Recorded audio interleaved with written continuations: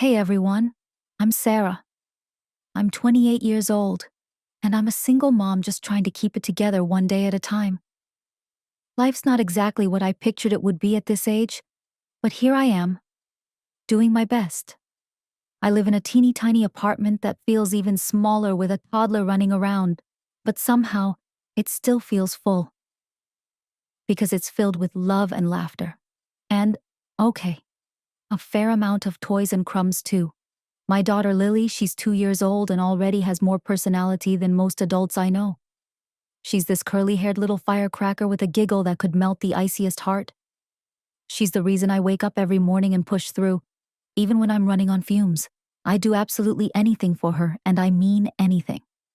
There are nights I lie awake worrying about rent, or if I can afford her next pair of shoes, but all it takes is one sleepy, "I love you, mama," and suddenly I feel like the richest person in the world. I work as a waitress at this little diner downtown. It's not glamorous, it's long hours, sore feet, and barely enough tips to cover groceries, but it's honest work, and it's what's keeping the lights on.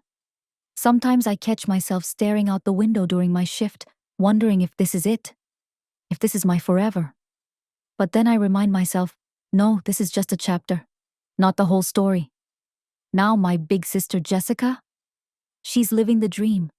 Fancy law degree, beautiful house in the suburbs, 2 golden retrievers, and a husband who looks like he could be on the cover of a romance novel. Mark even makes pancakes on Sundays. I mean, come on. I'm over here reheating leftover mac and cheese and praying Lily doesn't throw it at the wall again. Don't get me wrong. I love Jessica. She's kind and generous and always there when I need her. But it's hard not to compare, you know? Sometimes I look at her life and feel like I'm failing at mine. Like I missed a turn somewhere and now I'm just wandering, trying to find the map again. People ask me all the time, "Sarah, honey, how are you holding up?" It's a Thursday afternoon, and I'm in the middle of my daily juggling act. Dishes piling up in the sink, laundry halfway folded on the couch, and Lily clinging to my leg like her life depends on it. She's in that stage where personal space is a myth, and the word no is just a polite suggestion. My hair's in a messy bun, emphasis on messy.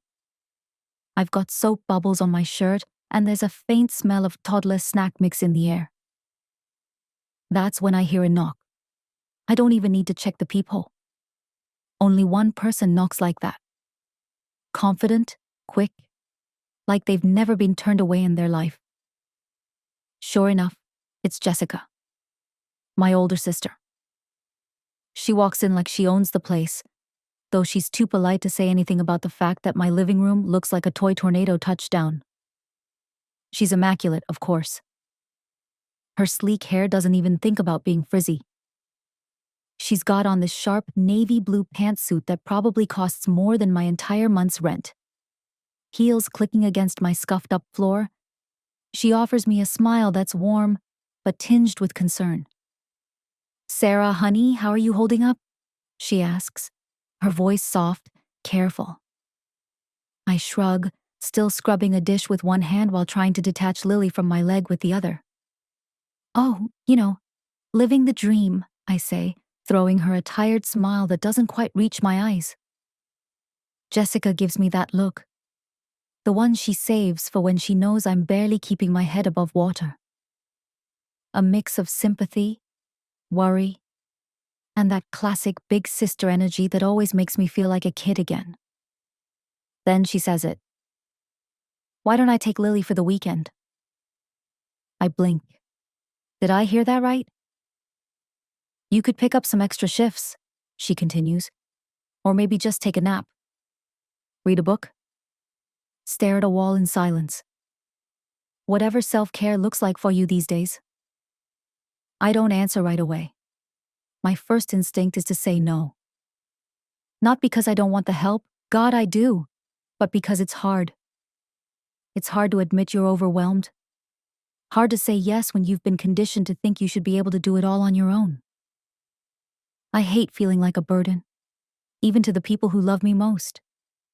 "You sure?" I ask cautiously. I don't want to impose. You've got your own life. Your job, Mark. Jessica waves me off with a dramatic flick of her manicured hand. Don't be ridiculous. Mark and I love having Lily over. Honestly, we've missed her chaos. Our house is too quiet. She leans down and scoops Lily up with ease, spinning her around in a little twirl that makes my daughter shriek with laughter. Lily wraps her tiny arms around her aunt's neck and plants a sticky, joyful kiss on her cheek. Jess doesn't even flinch at the peanut butter smudge she now wears like a badge of honor. I finally exhale. Thanks, Jess. Really, you're a lifesaver. She flashes me a smile and nudges my arm. That's what big sisters are for. As Jessica zips up Lily's overnight bag, she pauses and looks over at me. Hey, can I borrow your phone charger? Mine's acting weird again. Yeah, sure, I say, half distracted as I wrangle Lily into her tiny puffy jacket. It's in my purse, on the kitchen table. Help yourself. I call it out over my shoulder, not really thinking twice.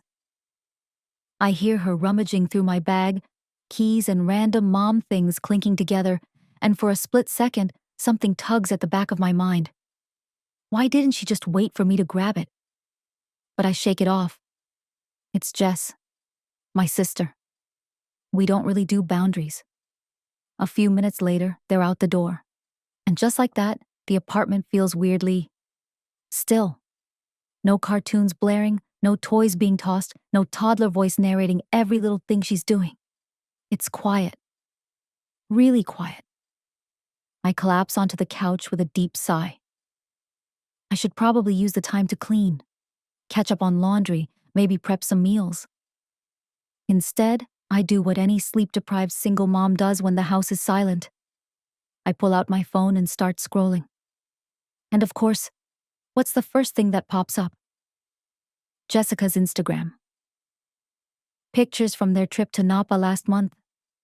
A fancy dinner date with Mark. A selfie at her office with some legal award in the background. Her life looks like something out of a magazine. Curated, polished, and perfectly lit. I let out a breath, trying to ignore that uncomfortable little knot forming in my chest. Don't go there, Sarah. But I still feel it. The twinge of envy. The sting of comparison. Get it together, I mumble to myself. Jess has worked hard for what she has. She's not rubbing it in my face. She's the one who offered to take Lily so I could have a break, for crying out loud. She shows up when it counts, every single time. Just then, my phone buzzes. It's a text from her. Lily's having a blast. Don't work too hard this weekend, sis. Love you.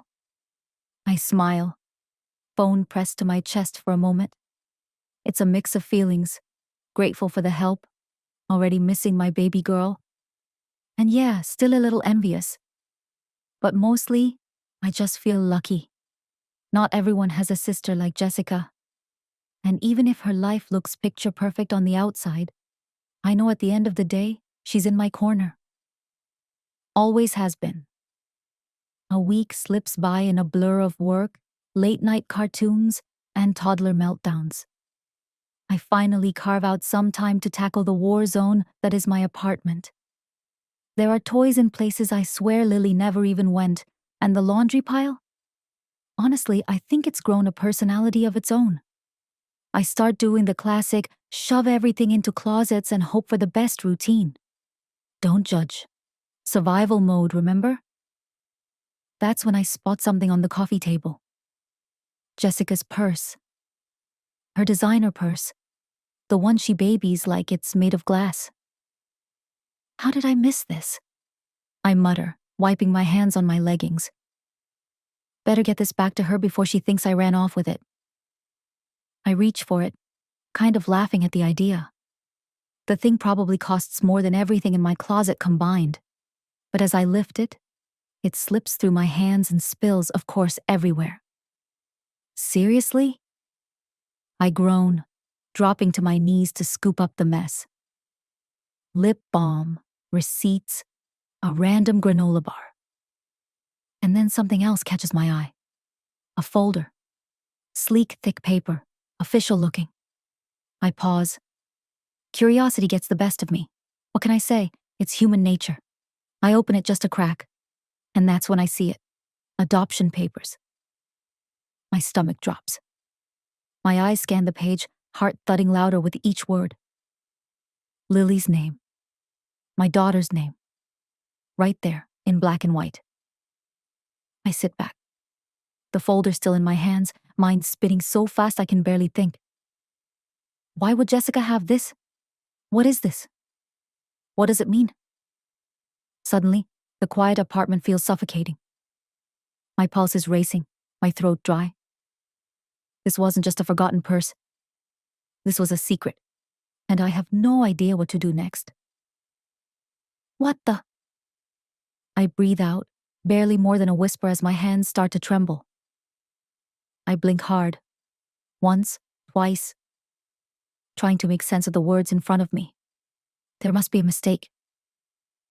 My fingers fumble through the stack of crisp legal documents, flipping through pages, heart pounding harder with every line I read.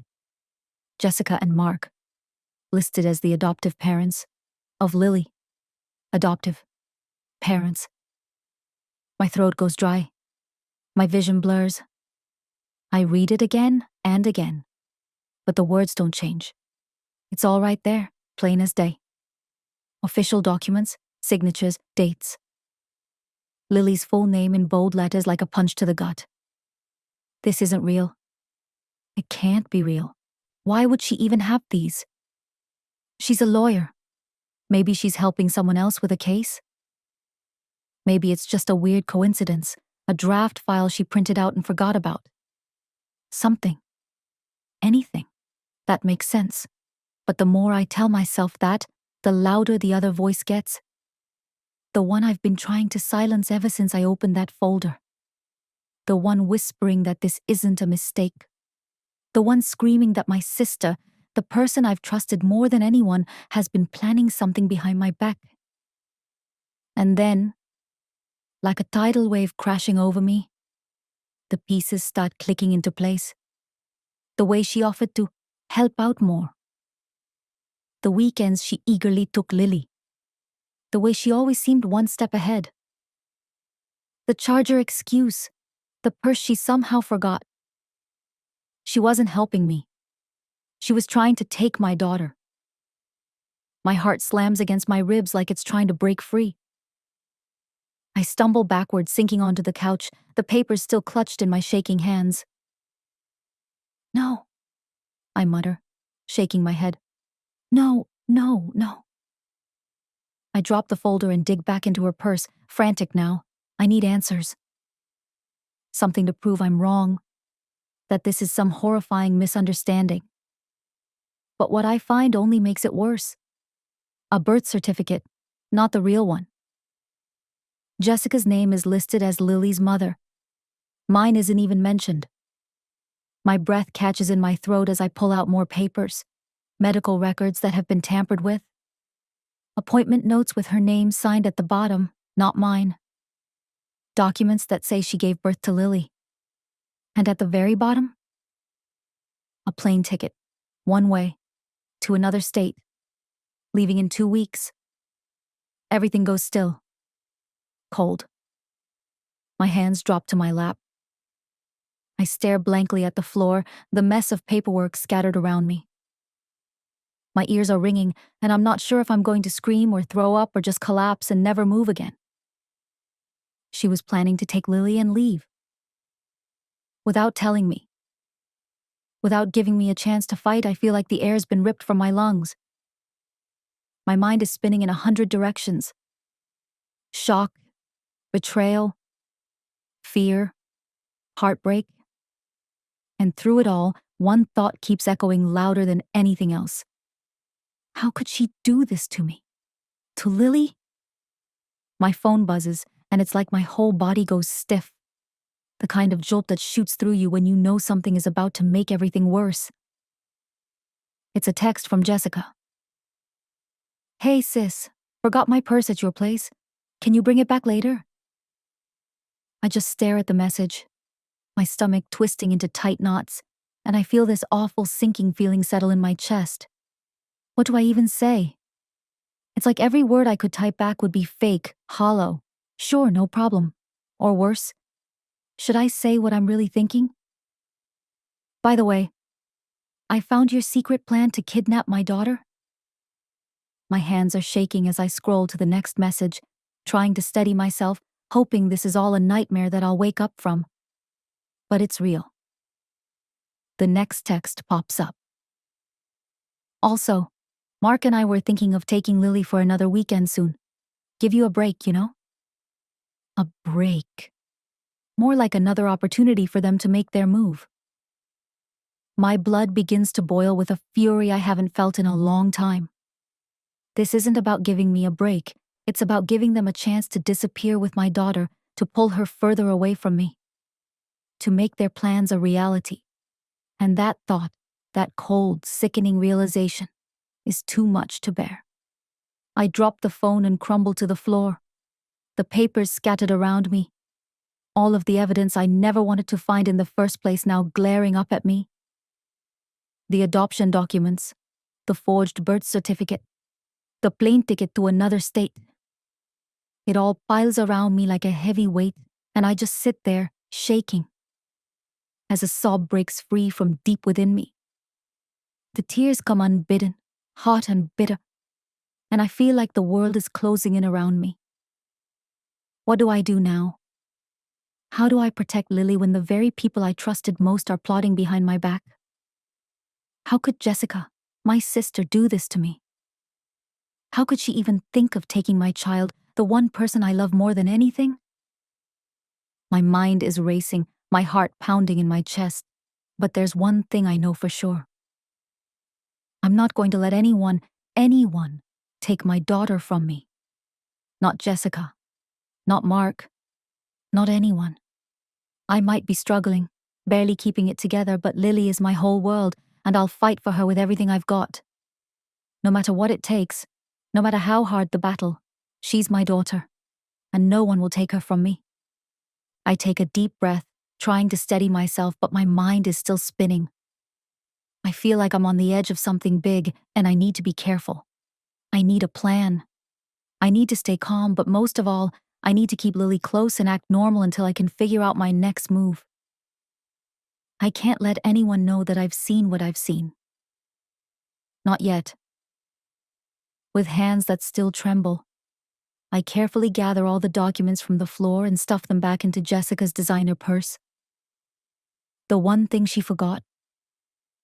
That one thing that's now become a symbol of everything that's been shattered. I close the purse, forcing myself to breathe, and try to block out the weight of what I know. For now, I'll pretend I never saw any of it, but there's no going back. Things will never be the same again. Later, I find myself sitting on Maya's couch, my best friend since high school, the one person I can count on when everything falls apart. And right now, everything has definitely fallen apart. I spill my guts to her, telling her everything I found in Jessica's purse. How my own sister, the person I trusted the most, could have been planning to steal my daughter all along. Maya listens intently, her face softening with sympathy but quickly turning to frustration. "Girl, this is some seriously messed up stuff," she says, shaking her head in disbelief. "We gotta dig deeper. Something's not right here." I nod, my hands still trembling as I try to piece together what's going on. The puzzle we're starting to put together is ugly, and it feels like it's only getting worse the more we look. Maya grabs her laptop, and I watch as she starts scrolling through Jessica's social media, her fingers moving fast. "Hold up," she says, pausing on a photo. "Didn't you tell me Jessica couldn't have kids?" I lean in, and my heart skips a beat as I see what she's pointing at. A recent post of Jessica, her hands on her belly, a faint baby bump clearly visible under her shirt. I feel the room close in around me. "What the?" I whisper, my voice cracking. barely able to process what I'm seeing. She told everyone she was pregnant. My mind races and I can feel my stomach twist into a tight knot. How could I not have noticed this? How could I have missed something so obvious? Maya keeps scrolling, each post more disturbing than the last. Pictures of Jessica at doctor's appointments, smiling in front of baby clothes in a nursery she set up. One that I'd never even seen. One that was never mentioned to me. I can't breathe as we go through more photos. Baby names, hospital visits, ultrasounds. It's all there, and it's all fake. This wasn't just some little white lie. She's been planning this for months, I whisper, my voice shaky as a wave of sickness crashes over me. Maya grabs my hand tightly, her grip strong and reassuring. We need to get into her email. You still know her password? I nod, feeling a sick knot twist in my stomach. This feels wrong, but I know it's the only way. We log in, and what we uncover makes my blood run cold. There are emails to some sketchy lawyer about fast-tracking an adoption across state lines. The lawyer's responses are vague, but it's clear. They're up to no good. Oh my God, I whisper, scrolling through message after message, each one making my heart race faster. Maya's eyes widen as she leans in to read over my shoulder. Look at this one from Mark, she says, her voice barely audible. I click on it, and my stomach drops as I read their entire plan, how they intend to take Lily and disappear using my supposed substance abuse as some twisted justification. They think I'm an unfit mother, that Lily would be better off without me. Substance abuse? Maya says, her brow furrowing in confusion. What are they talking about? You barely drink, let alone do drugs. I don't know, I say, my voice barely a whisper, still reeling from the bombshell. I don't get it either. As we dig deeper, the truth gets even uglier. Jessica's been isolating me from everyone. Friends, family, even co-workers, always with some excuse. You're too tired, Sarah. You shouldn't go out. Or, people are just too busy to visit.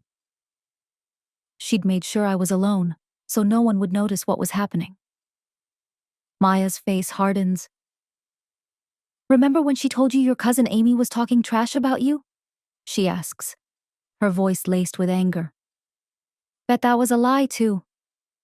I nod slowly, feeling like a total fool for falling for all of it. Even the financial help she's been offering me, help I thought was a godsend, was part of her plan to make me dependent on her. But the worst part? We're not even close to the worst part. Maya scrolls down and freezes. Sarah, look at this, she says, her voice trembling now. I lean in, dreading what's coming. It's a series of messages between Jessica and some guy I don't recognize, discussing acquiring small doses of drugs. At first I'm confused. Why would she be doing this? But then it hits me like a freight train. My blood runs cold. Oh my God, I gasp, my stomach twisting in knots as everything clicks into place. She's been drugging me. That's why I've been feeling so off lately. She's been slipping stuff into my food. Maya's face pales as the realization hits her. Her hands tremble as she puts the pieces together. She's setting you up to look like an addict. That's how she's planning to take Lily. The words slam into me like a ton of bricks. My own sister, the person I've trusted with everything, has been manipulating me for months, poisoning me, isolating me, all so she could steal my daughter. I can't even breathe. The room's spinning around me as the depth of Jessica's betrayal settles in. This isn't just a bad dream. It's real. And it's my life. What am I gonna do? I whisper, my throat tight. I feel like the floor's been ripped out from under me. They have money, connections, everything I don't have. I'm just a waitress. How the hell do I fight this? How do I win against people like that? The helplessness is overwhelming, the fear sinking in deeper. They've been planning this for so long, and I'm just me. How could I possibly stand a chance? Maya doesn't hesitate. She grabs my shoulders with both hands, pulling me close so I'm forced to meet her eyes. Listen to me, she says, her voice firm and steady, like a rock I can cling to in the middle of a storm. You are not alone in this. We've got the evidence. That's the key. That's our weapon. We've got a shot at this and we're going to take it. We're going to fight and we're going to win. I blink, trying to shake off the panic, trying to focus on her words. I want to believe her. I need to believe her. Maya's right. I can't fall apart now, not when Lily is depending on me. If I let fear take over, Jessica wins. I can't let that happen.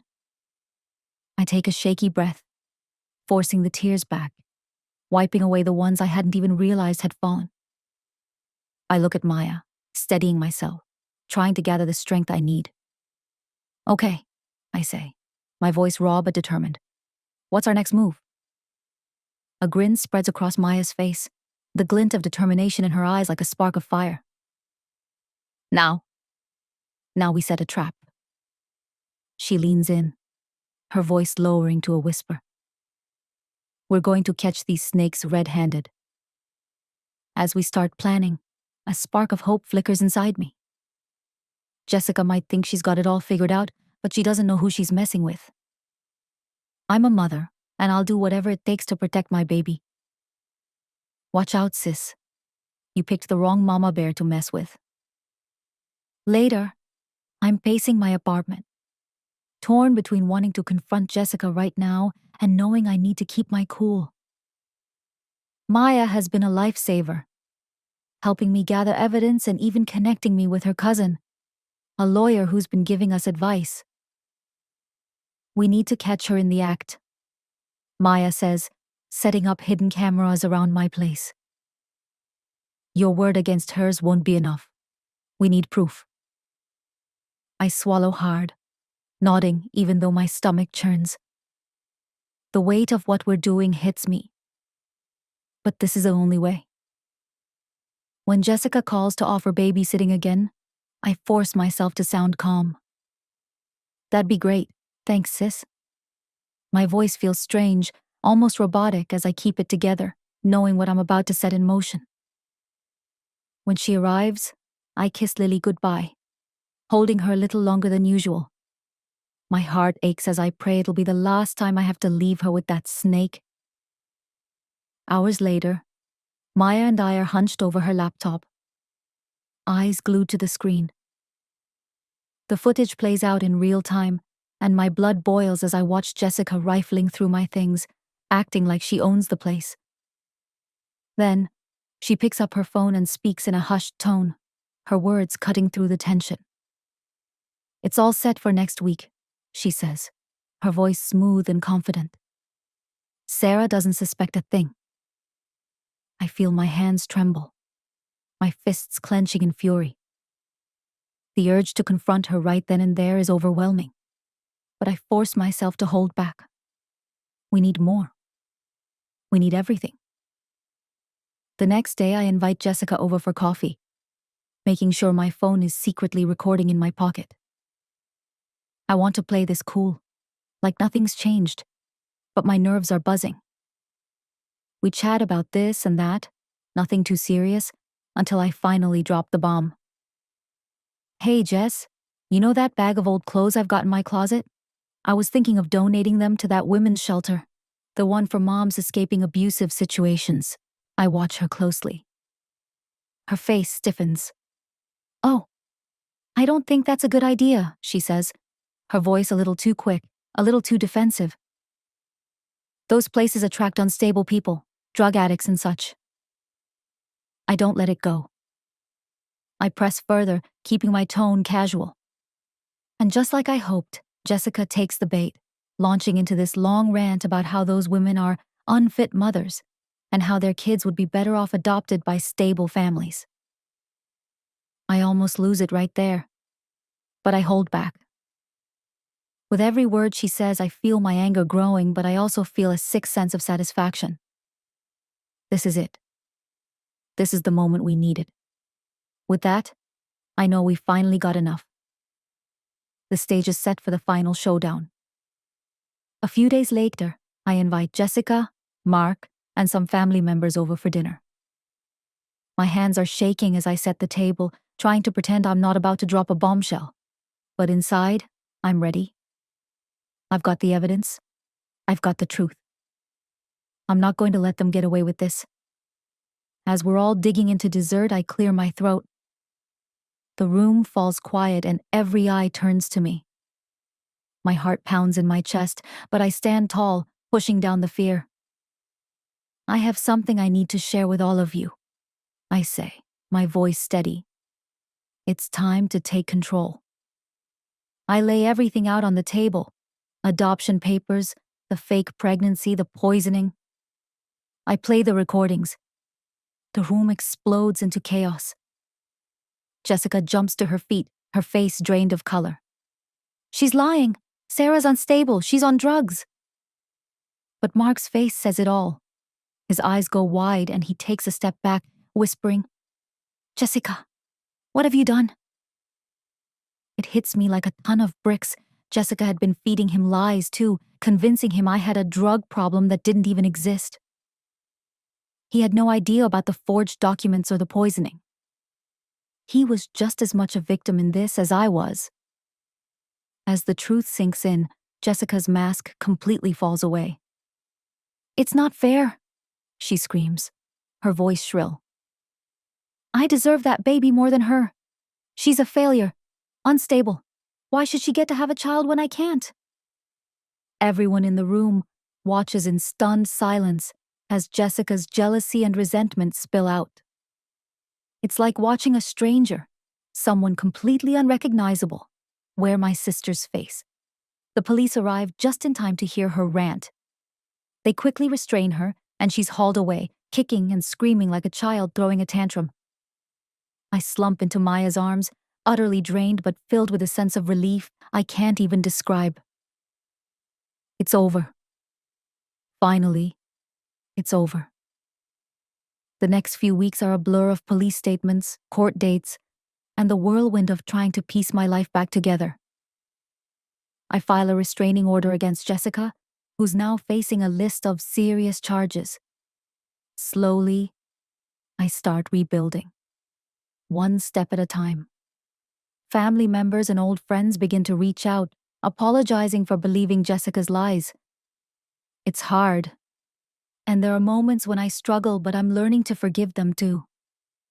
Months later, I'm pushing Lily on a swing at the park, finally feeling like we can breathe again. Maya sits nearby, as always, keeping an eye on us. "Higher, Mama." Lily giggles, her little hands reaching for the sky. I laugh, giving the swing a good push. As I watch my daughter soar higher, I think about everything we've been through. It's been a hell of a ride, but we made it. Jessica's toxic presence is gone. And for the first time in a long time, I can actually feel a spark of hope for our future. I may not have the perfect life, and there's still so much I don't have figured out, but I've got Lily, true friends who've stood by me, and a strength I never knew I had. And honestly, that's more than enough.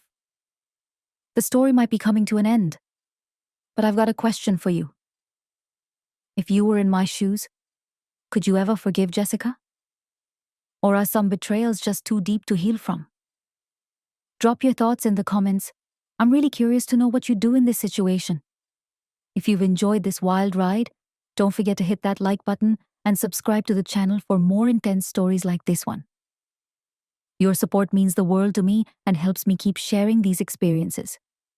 Thanks for listening, and I'll catch you in the next video.